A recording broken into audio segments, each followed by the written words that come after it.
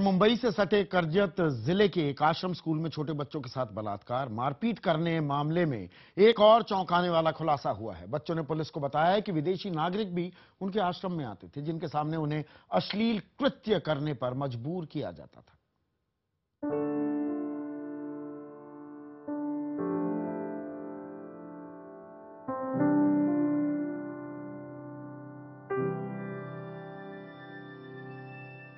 आश्रम की आड़ में मुंबई से सटे करजत में बच्चों का होता रहा यौन शोषण। किसी को भनक तक नहीं लगी, लगती भी कैसे। आश्रम जंगल के बीच था, न आसपास कोई गांव, इंसानी नजर से दूर। कौन यहां आता जाता, यहां क्या होता, किसी को कानो कान खबर नहीं। यूं तो आश्रम बनाया गया था गरीब बच्चों की पढ़ाई के नाम पर, मगर दरअसल यह था उनके लिए जहन्नुम।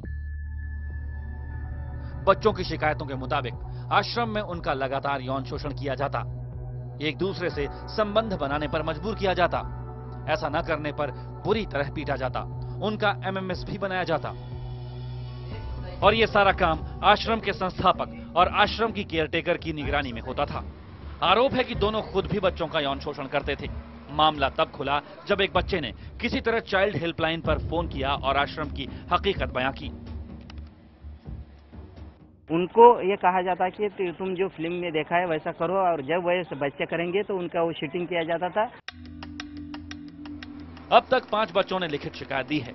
हालांकि इनका कहना है कि सभी बच्चों का यौन शोषण किया जाता था।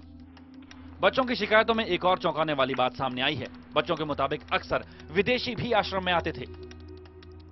आज बच्चों ने कहा है कि ये तो गेस्ट हमारे देश के बाहर के भी हो सकते हैं, क्योंकि कई बार गोरे गोरे लोग भी हमारे यहाँ पे आए हैं और उनके साथ भी हमारी तस्वीरें फोटो उनको दिखाई गई है, ऐसा बच्चों ने लिखित रूप से दिया है हमें।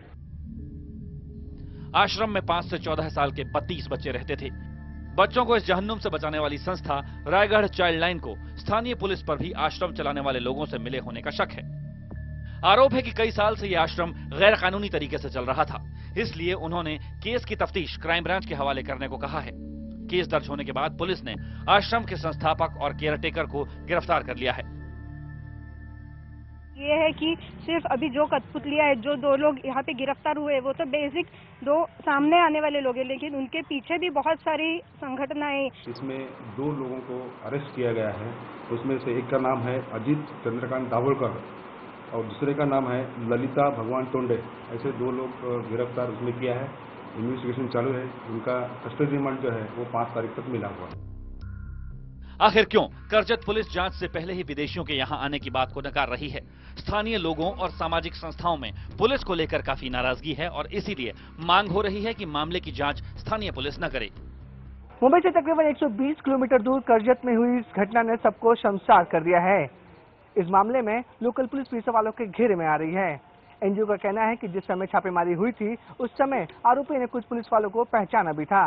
इसका मतलब साफ है कि लोकल पुलिस उस आश्रम में आती जाती रहती थी। इसलिए लोगों की मांग है कि इस मामले की जांच लोकल पुलिस के अलावा लोकल क्राइम ब्रांच को दे दी जाए।